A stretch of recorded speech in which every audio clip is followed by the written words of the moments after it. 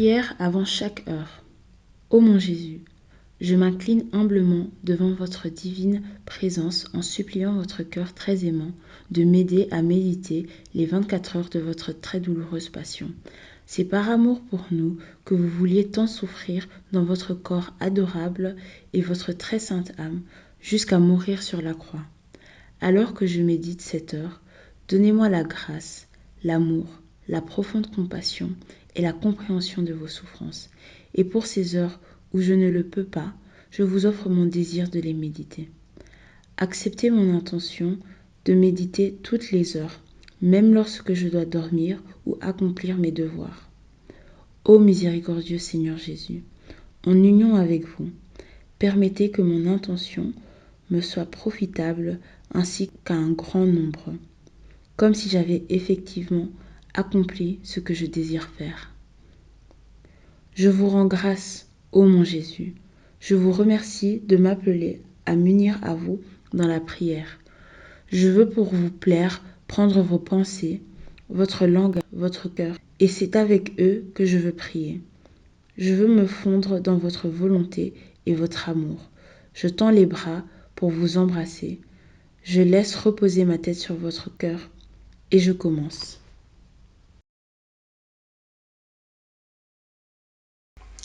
17e heure. Jésus est couronné d'épines.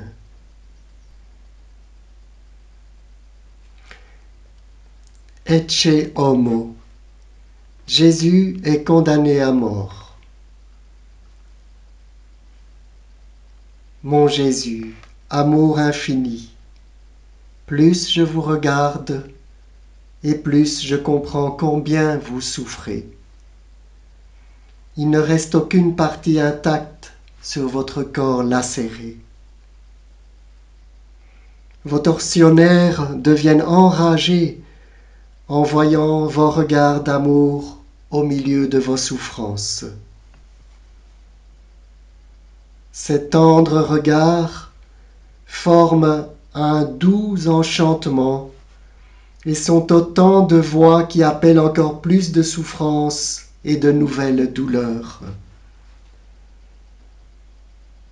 Les tortionnaires agissent de façon inhumaine et comme forcés par votre amour.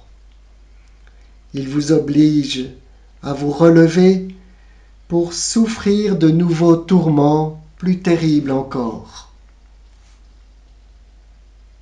Mais incapable de vous tenir debout, vous tombez dans votre propre sang, ce qui les rend furieux. Et c'est à coups de pied et de poing qu'ils vous amènent à l'endroit où vous allez être couronné d'épines. Mon amour, sans votre doux regard pour me soutenir, je ne serais pas capable de vous voir souffrir. Déjà, le froid me glace les os.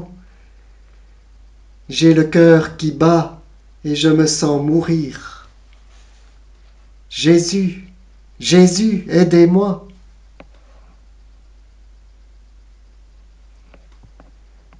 Et il me semble entendre mon bien-aimé Jésus qui me dit « Mon enfant, prends courage. Ne perds rien de ce que j'ai souffert. Sois attentive à mes enseignements. Je dois refaire l'homme complètement.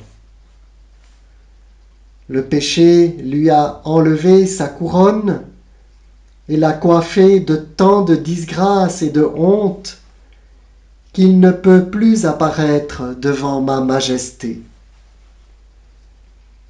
Le péché l'a déshonoré et dépouillé de tous ses droits à l'honneur et à la gloire. C'est pourquoi je veux être couronné d'épines pour replacer la couronne sur la tête de l'homme et rétablir ses droits. Mes épines seront des réparations et des voies de pardon devant mon Père pour tant de péchés de pensée, spécialement d'orgueil. Mes épines seront des voies de lumière pour chaque esprit créé et des voies de supplication pour ne plus m'offenser. C'est pourquoi je veux t'unir à moi pour prier et faire réparation avec moi. Mon Jésus couronné, vos ennemis incroyants vous font asseoir, vous revêtent d'une guenille de pourpre, posent sur votre tête sacrée une couronne qu'ils enfoncent à coups de bâton et dont les épines s'enfoncent profondément dans votre front. Certaines pénètrent jusqu'à vos yeux, vos oreilles, votre tête et même derrière votre cou. Mon amour, quelle douleur atroce, quelle souffrance indicible. Combien de morts cruelles vous souffrez. Le sang coule déjà sur votre face et on ne voit que du sang. Mais sous ces épines et ce sang, votre très sainte face rayonne de gentillesse, de paix et d'amour. Les tortionnaires veulent compléter la tragédie, alors ils vous bandent les yeux. Placent entre vos mains un roseau en guise de sceptre et commencent leur moquerie. Ils vous saluent, roi des Juifs. Ils frappent sur la couronne. Ils vous giflent et vous gardez le silence. Vous faites alors réparation pour l'ambition de ceux qui aspirent à des royaumes, des dignités et des honneurs. Vous réparez pour ceux qui se trouvent dans ces positions et se conduisent mal, causant ainsi la ruine du peuple et des âmes qui leur sont confiées. Le roseau à la main, vous faites réparation pour tant d'œuvres bonnes en apparence, mais vides d'esprit intérieur et accomplies parfois avec des intentions mauvaises.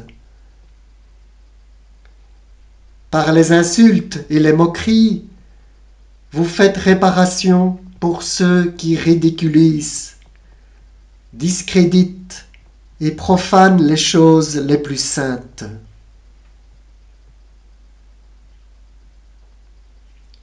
Mon roi Jésus, vos ennemis poursuivent leurs insultes. Le sang qui coule de votre très sainte tête pénètre même dans votre bouche. Il m'empêche d'entendre clairement votre douce voix. Je ne peux pas prendre votre place, mais je veux tenir dans vos bras et placer ma tête sous ces épines pour en sentir les piqûres. Alors mon Jésus m'appelle avec un regard d'amour, et je cours me presser contre son cœur en essayant de relever sa tête. Oh, comme il est bon d'être avec vous, Jésus, même au milieu de milliers de tourments. Et il me dit, « Créature, mon enfant, ces épines disent que je veux être roi de chaque cœur. Tout m'appartient. Je veux que tu prennes ces épines pour t'en percer le cœur et le débarrasser de tout ce qui ne me concerne pas. Scelle ton cœur d'une épine pour montrer que je suis ton roi. et pour empêcher toute autre chose d'entrer en toi. Puis Jésus semble me dire, fais le tour de tous les cœurs et perce-les pour que sorte la fumée de l'orgueil et de la corruption. Et fais-moi roi de tous les cœurs. Mon amour, mon cœur se serre en vous laissant. Je vous supplie de percer mes oreilles de vos épines pour que je n'entende que votre voix. Percez mes yeux, que je ne puisse voir que vous. Remplissez ma bouche de vos épines, pour que ma langue puisse être muette à tout ce qui pourrait vous offenser, et soit toujours libre de vous louer et de vous bénir. Ô Jésus, mon roi, entourez-moi d'épines. Que ces épines me gardent, me défendent, et fassent que je vous sois totalement dévoué.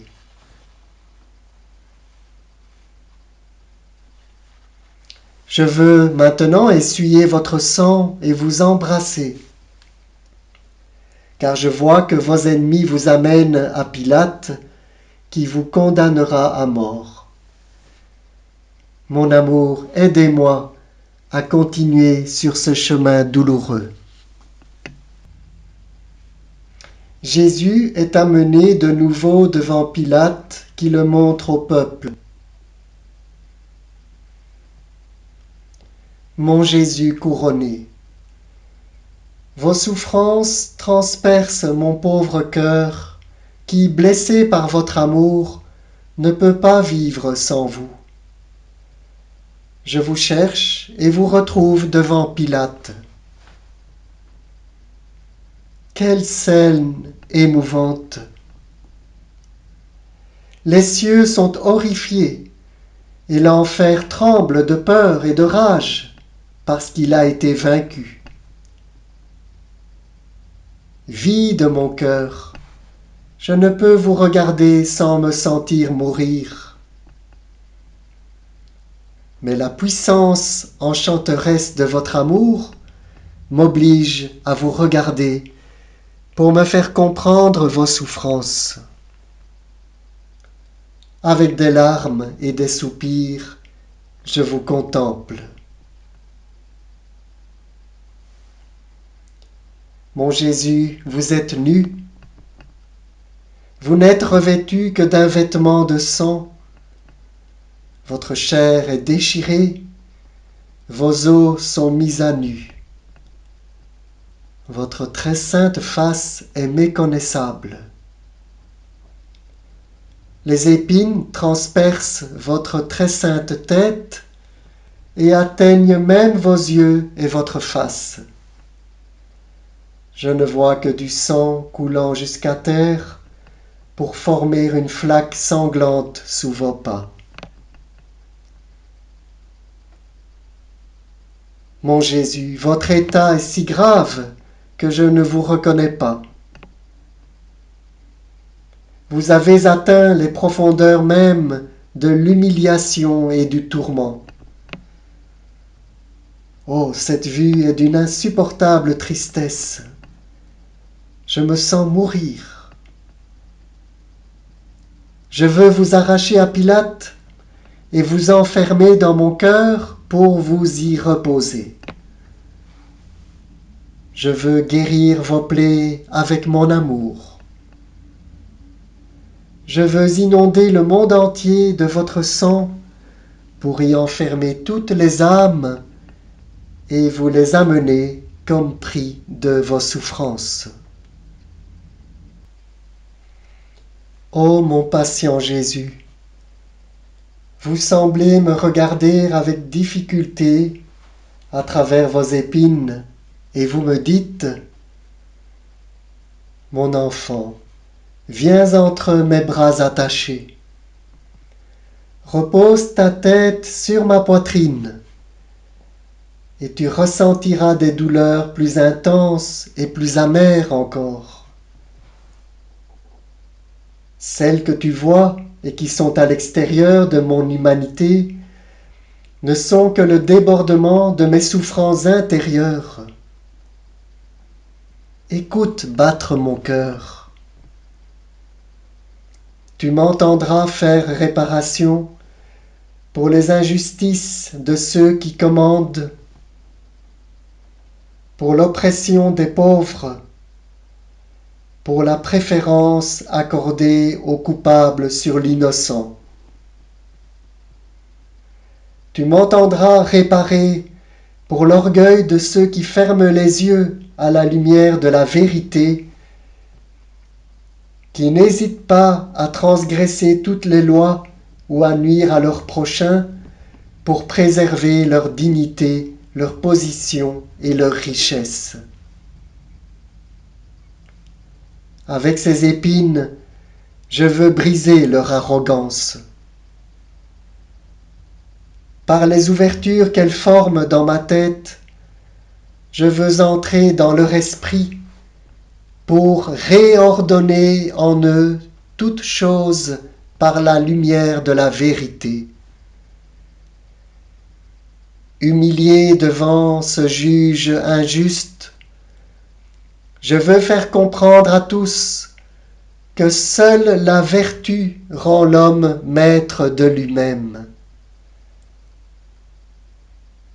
J'enseigne également aux supérieurs que la vertu seule, unie à une juste connaissance, peut rendre digne et capable de gouverner et de régner sur les autres, et que l'autorité sans vertu est dangereuse et dénuée de mérite. Mon enfant, répète mes réparations et continue à être attentive à ma souffrance. Mon amour, je vois que Pilate frissonne en vous voyant en si pieux état. Il est profondément impressionné et s'exclame : « Le cœur humain est-il capable d'une telle cruauté ? Ah, ce n'est pas ce que je voulais quand je l'ai condamné à être flagellé. » Voulant vous libérer de la main de vos ennemis et cherchant une raison valable, Pilate vous interroge calmement, en détournant les yeux, car il est incapable de supporter un tel spectacle. Il vous dit : « Dis-moi, qu'as-tu fait ? Ton propre peuple t'a livré à moi. Dis-moi, es-tu roi ? Quel est ton royaume ? »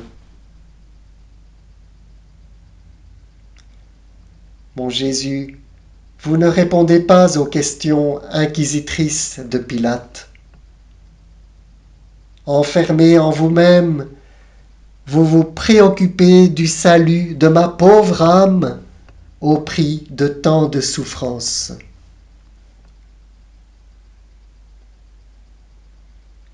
Voyant que vous ne répondez pas, Pilate ajoute : « Ne sais-tu pas que j'ai le pouvoir de te libérer ou de te condamner ? Ô mon amour, votre désir est de faire briller la lumière de la vérité dans l'esprit de Pilate. Et vous répondez : tu n'aurais aucun pouvoir sur moi s'il ne t'était donné d'en haut.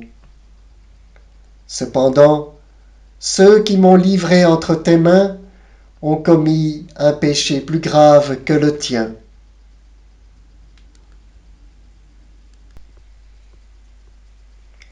Ecce homo. Pilate est touché par la douceur de votre voix. Il est indécis, son cœur est troublé, et croyant que le cœur des Juifs sera touché de compassion, il décide de vous montrer de la terrasse. espérant que le cœur des Juifs sera miséricordieux en vous voyant si mutilé, il espère pouvoir vous libérer.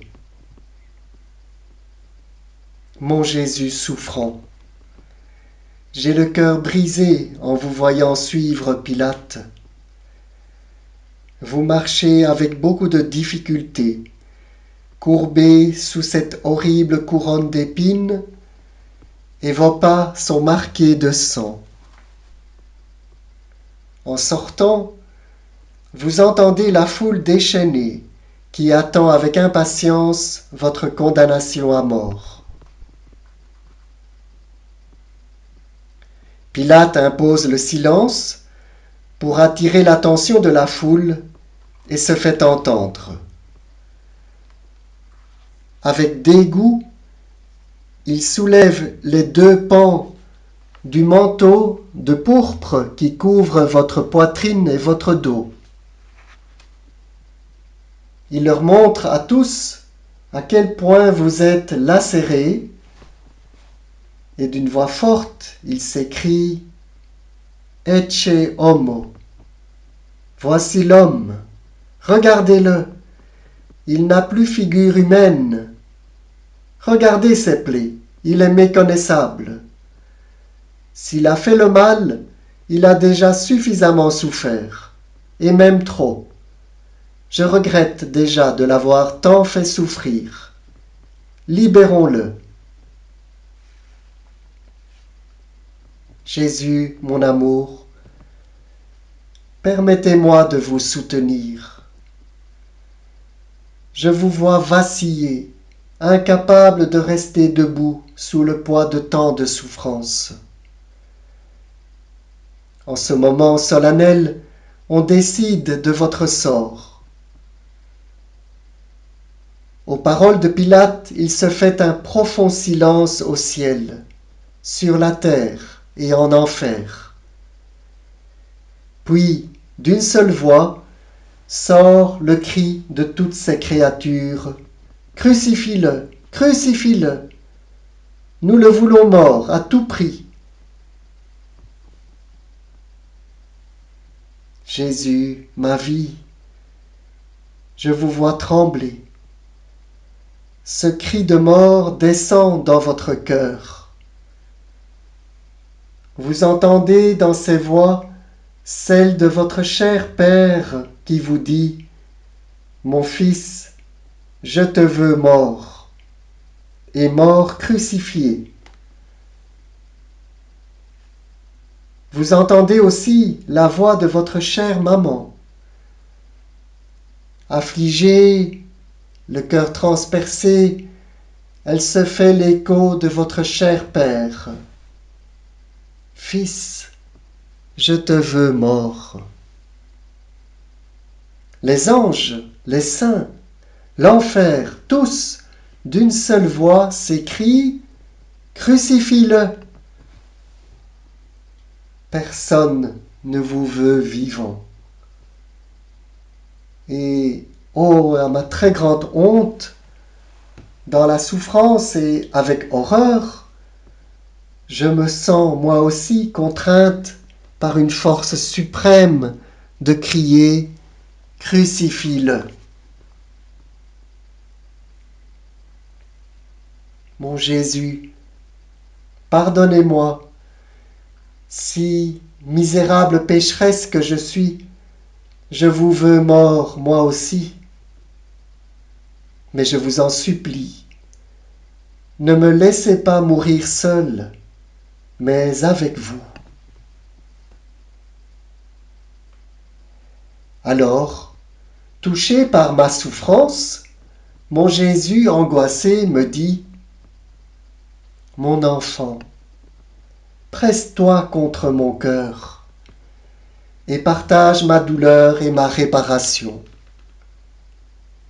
Il faut que soit décidée en ce moment solennel, soit ma mort, ou bien celle de toutes les créatures. Deux courants traversent mon cœur. Dans l'un, coulent les âmes qui, bien qu'elles me veuillent mort, veulent trouver la vie en moi. En acceptant de mourir pour elles, je les sauve de la condamnation éternelle et j'ouvre les portes du ciel pour les recevoir. Dans l'autre coulent les âmes qui me veulent mort par haine et pour confirmer leur condamnation. Mon cœur lacéré ressent la mort de chacune d'entre elles et les souffrances même de l'enfer.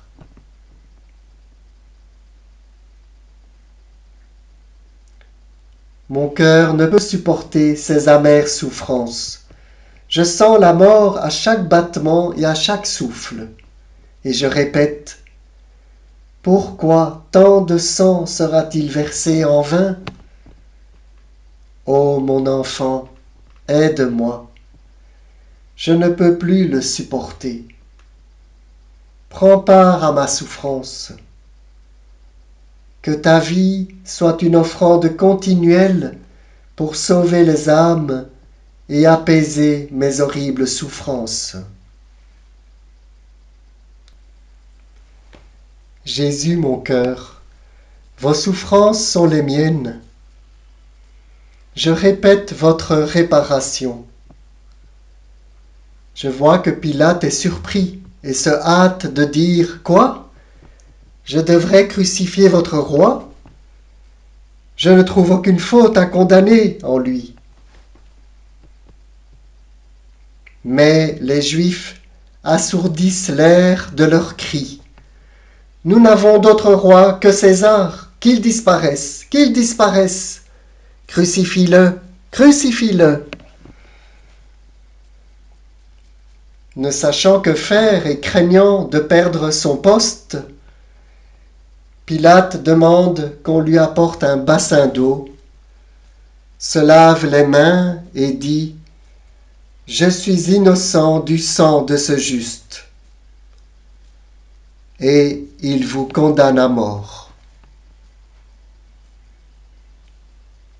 Les Juifs s'écrient « Que son sang retombe sur nous et sur nos enfants. » Et voyant que vous êtes condamnés à mort, ils se réjouissent, applaudissent, sifflent et poussent des cris. Ô Jésus, je vous soutiens et je vous presse contre mon cœur, alors que vous faites réparation pour toutes les personnes haut placées qui transgressent les lois les plus sacrées par crainte de perdre leur poste. Vous priez pour ceux que la ruine des peuples entiers laisse indifférents, qui favorisent le méchant et condamnent l'innocent. Vous faites aussi réparation pour ceux qui, après avoir péché, incitent la colère divine à les punir. Et pendant que vous faites réparation, votre cœur saigne en voyant que ce peuple que vous avez choisi est frappé par la malédiction du ciel, une malédiction qu'ils ont eux-mêmes invoquée. Et ils scellent la malédiction de votre sang qu'ils ont appelée sur eux-mêmes. Oh, votre cœur défaille. Laissez-moi le soutenir entre mes mains, en faisant miennes vos réparations et vos souffrances.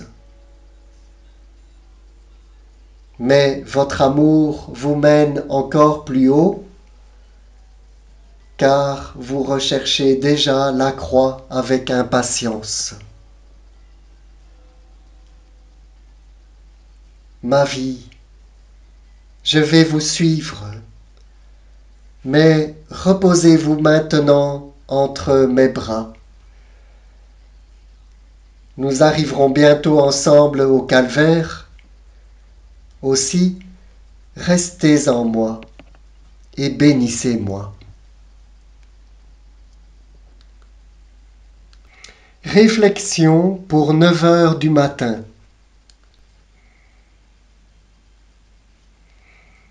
En le couronnant d'épines, il traite Jésus comme un roi de carnaval, lui proférant des insultes et lui infligeant des souffrances inouïes. Jésus fait réparation particulièrement pour les péchés d'orgueil. Est-ce que je laisse entrer en moi des pensées d'orgueil? Est-ce que je m'attribue le bien que je fais? Est-ce que je me crois meilleur que les autres? Mon esprit est-il toujours vide d'autres pensées pour que la grâce puisse se former en moi? Il arrive souvent que la grâce ne se forme pas en nous parce que notre esprit est rempli d'autres pensées. Et si notre esprit n'est pas entièrement empli de Dieu, nous sommes nous-mêmes la cause des harcèlements du démon, comme si nous encouragions ses tentations.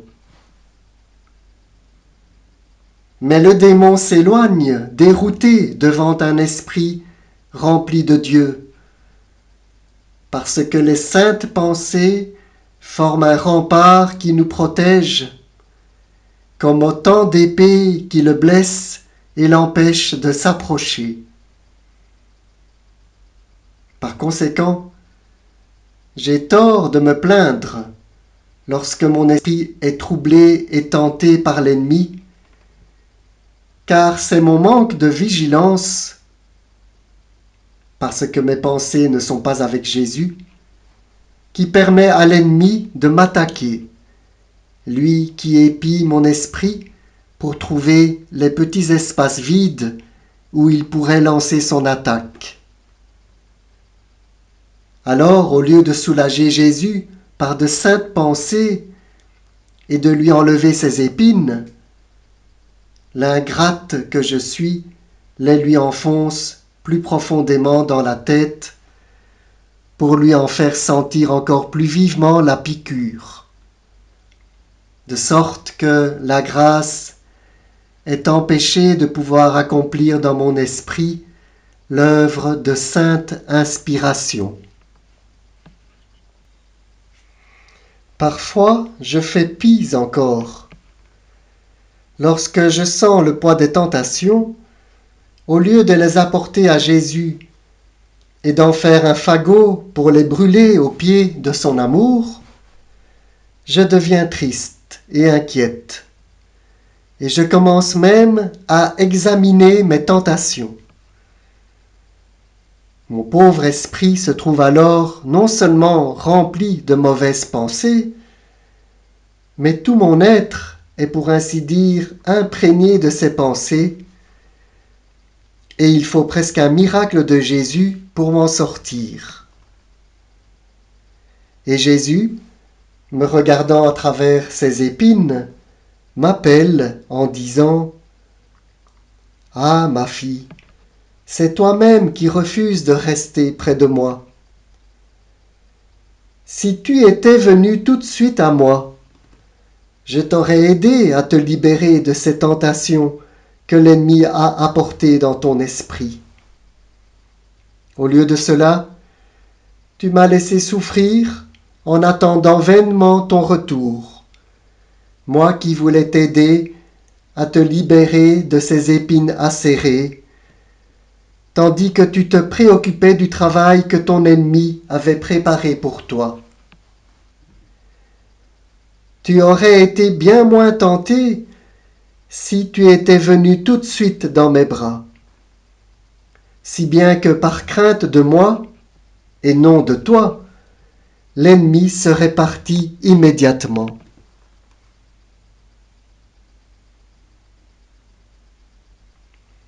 Mon Jésus, que tes épines scellent mes pensées dans ton esprit, et que rien n'y pénètre sans briser tes épines.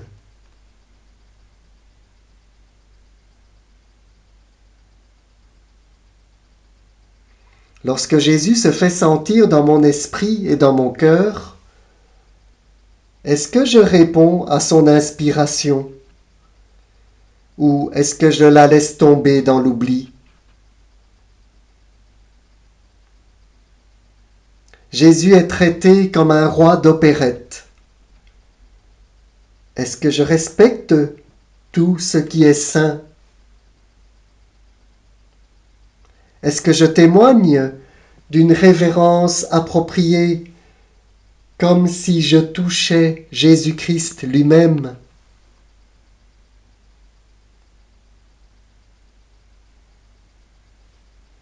Mon Jésus couronné, faites que je ressente vos épines, afin que par vos plaies je comprenne combien vous avez souffert et que vous soyez roi de ma personne tout entière. Exposé sur la terrasse, Jésus est condamné à mort par le peuple qu'il a le plus aimé et aidé. Pour me donner la vie, mon bon Jésus a accepté de mourir pour moi. Suis-je prête à accepter n'importe quelle souffrance pour protéger Jésus de toute souffrance et de toute insulte? Pour que Jésus ne souffre pas, nous devons accepter notre sentence. Et parce que Jésus a suffisamment souffert dans son humanité, nous devrions continuer sa vie sur la terre et compenser par notre souffrance pour l'humanité de Jésus-Christ.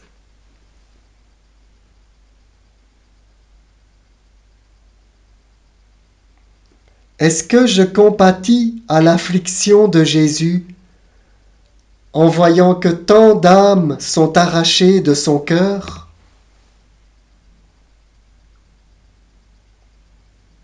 Est-ce que je fais mienne ses souffrances pour le réconforter?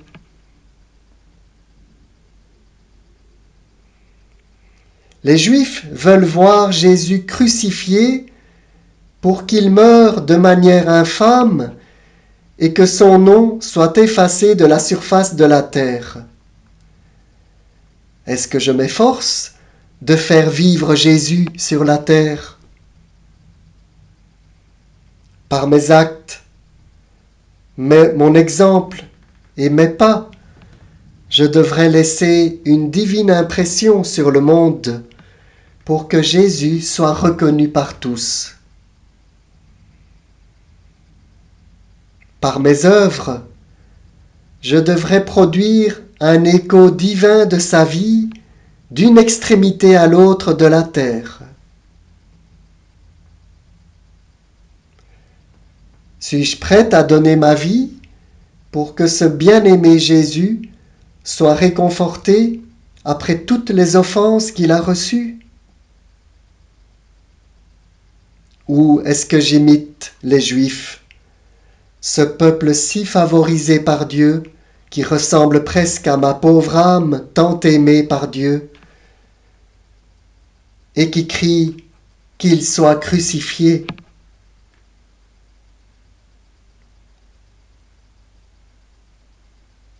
Mon Jésus condamné, que votre condamnation, que j'accepte par amour pour vous, soit mienne. Je fais par mon âme ce que je ne peux pas faire par nature. Je me déverse continuellement en vous pour vous apporter le cœur de toutes les créatures, vous faire connaître par toutes et donner à toute votre vie.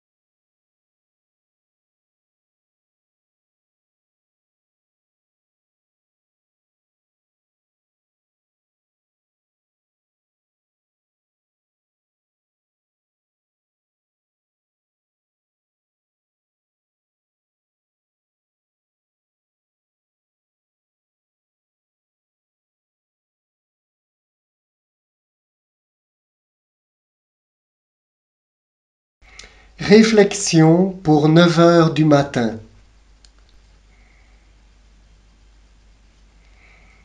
En le couronnant d'épines, il traite Jésus comme un roi de carnaval, lui proférant des insultes et lui infligeant des souffrances inouïes.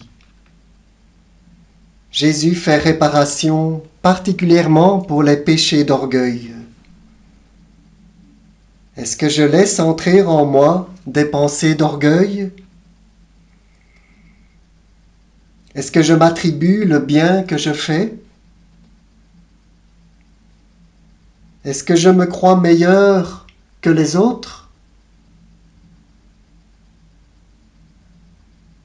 Mon esprit est-il toujours vide d'autres pensées pour que la grâce puisse se former en moi? Il arrive souvent que la grâce ne se forme pas en nous parce que notre esprit est rempli d'autres pensées. Et si notre esprit n'est pas entièrement empli de Dieu, nous sommes nous-mêmes la cause des harcèlements du démon, comme si nous encouragions ses tentations. Mais le démon s'éloigne, dérouté devant un esprit rempli de Dieu, parce que les saintes pensées forment un rempart qui nous protège, comme autant d'épées qui le blessent et l'empêchent de s'approcher. Par conséquent, j'ai tort de me plaindre lorsque mon esprit est troublé et tenté par l'ennemi, car c'est mon manque de vigilance, parce que mes pensées ne sont pas avec Jésus, qui permet à l'ennemi de m'attaquer, lui qui épie mon esprit pour trouver les petits espaces vides où il pourrait lancer son attaque. Alors, au lieu de soulager Jésus par de saintes pensées et de lui enlever ses épines, l'ingrate que je suis les lui enfonce plus profondément dans la tête pour lui en faire sentir encore plus vivement la piqûre, de sorte que la grâce est empêchée de pouvoir accomplir dans mon esprit l'œuvre de sainte inspiration.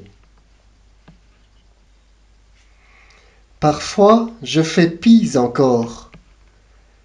Lorsque je sens le poids des tentations, au lieu de les apporter à Jésus et d'en faire un fagot pour les brûler aux pieds de son amour, je deviens triste et inquiète. Et je commence même à examiner mes tentations. Mon pauvre esprit se trouve alors non seulement rempli de mauvaises pensées, mais tout mon être est pour ainsi dire imprégné de ces pensées, et il faut presque un miracle de Jésus pour m'en sortir. Et Jésus, me regardant à travers ses épines, m'appelle en disant « Ah, ma fille, c'est toi-même qui refuses de rester près de moi. Si tu étais venue tout de suite à moi, je t'aurais aidé à te libérer de ces tentations que l'ennemi a apportées dans ton esprit. Au lieu de cela, tu m'as laissé souffrir en attendant vainement ton retour, moi qui voulais t'aider à te libérer de ces épines acérées, tandis que tu te préoccupais du travail que ton ennemi avait préparé pour toi. Tu aurais été bien moins tenté si tu étais venu tout de suite dans mes bras, si bien que par crainte de moi, et non de toi, l'ennemi serait parti immédiatement.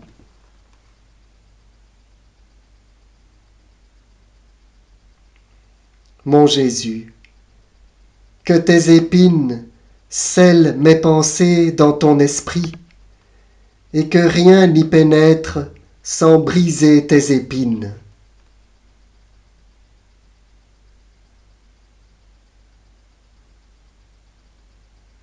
lorsque Jésus se fait sentir dans mon esprit et dans mon cœur, est-ce que je réponds à son inspiration ou est-ce que je la laisse tomber dans l'oubli? Jésus est traité comme un roi d'opérette. Est-ce que je respecte tout ce qui est saint?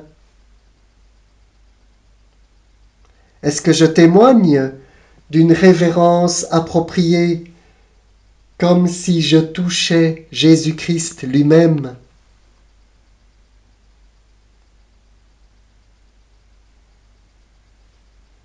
Mon Jésus couronné, faites que je ressente vos épines, afin que par vos plaies je comprenne combien vous avez souffert et que vous soyez roi de ma personne tout entière. Exposé sur la terrasse, Jésus est condamné à mort par le peuple qu'il a le plus aimé et aidé. Pour me donner la vie, mon bon Jésus a accepté de mourir pour moi. Suis-je prête à accepter n'importe quelle souffrance pour protéger Jésus de toute souffrance et de toute insulte? Pour que Jésus ne souffre pas, nous devons accepter notre sentence. Et parce que Jésus a suffisamment souffert dans son humanité, nous devrions continuer sa vie sur la terre et compenser par notre souffrance pour l'humanité de Jésus-Christ.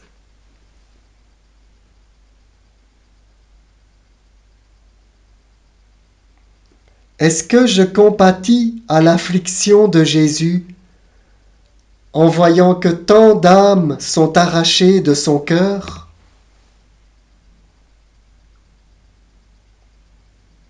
Est-ce que je fais mienne ses souffrances pour le réconforter?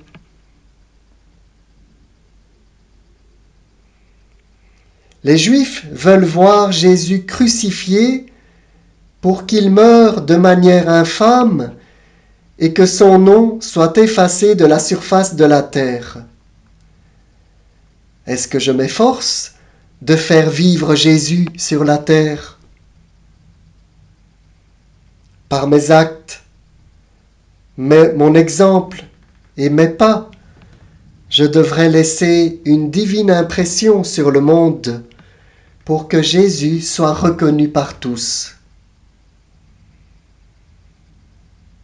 Par mes œuvres, je devrais produire un écho divin de sa vie d'une extrémité à l'autre de la terre. Suis-je prête à donner ma vie pour que ce bien-aimé Jésus soit réconforté après toutes les offenses qu'il a reçues? Ou est-ce que j'imite les Juifs, ce peuple si favorisé par Dieu, qui ressemble presque à ma pauvre âme tant aimée par Dieu, et qui crie qu'il soit crucifié?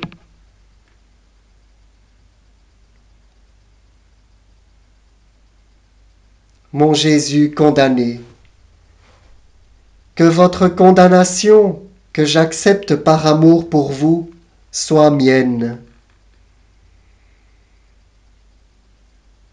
Je fais par mon âme ce que je ne peux pas faire par nature. Je me déverse continuellement en vous pour vous apporter le cœur de toutes les créatures, vous faire connaître par toutes et donner à toute votre vie.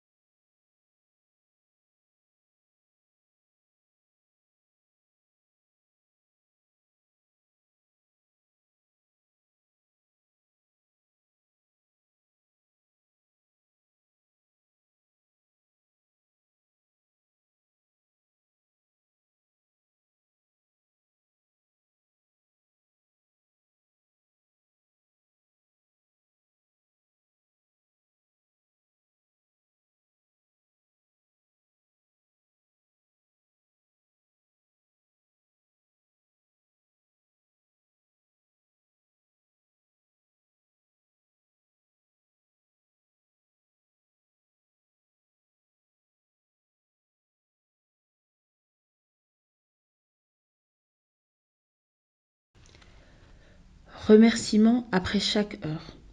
Mon Jésus bien-aimé, vous m'avez appelé à cette heure de votre passion pour vous tenir compagnie, et je suis venu. Il m'a semblé vous entendre dans l'angoisse et la souffrance, prier, faire réparation et plaider avec les paroles les plus touchantes et les plus éloquentes pour le salut des âmes. J'ai essayé de vous suivre en toutes choses.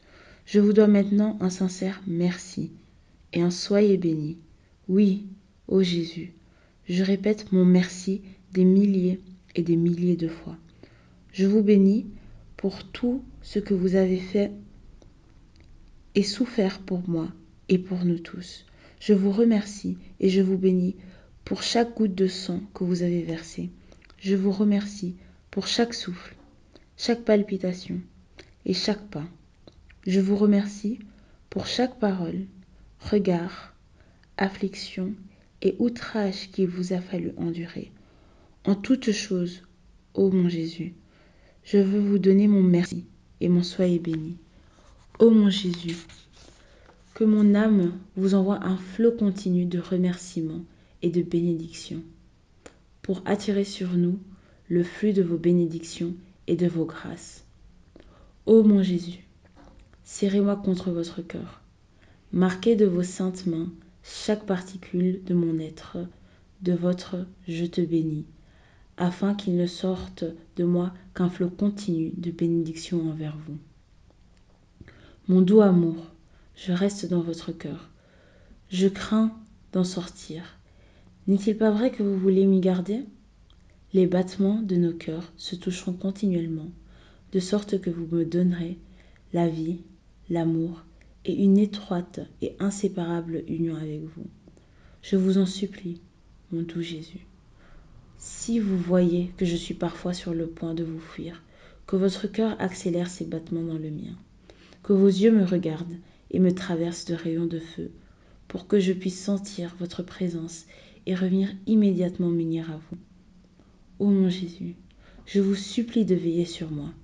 Donnez-moi un baiser, embrassez-moi, bénissez-moi. Donnez-moi vos mains très saintes, afin que je puisse faire, en union avec vous, tout ce que je dois faire.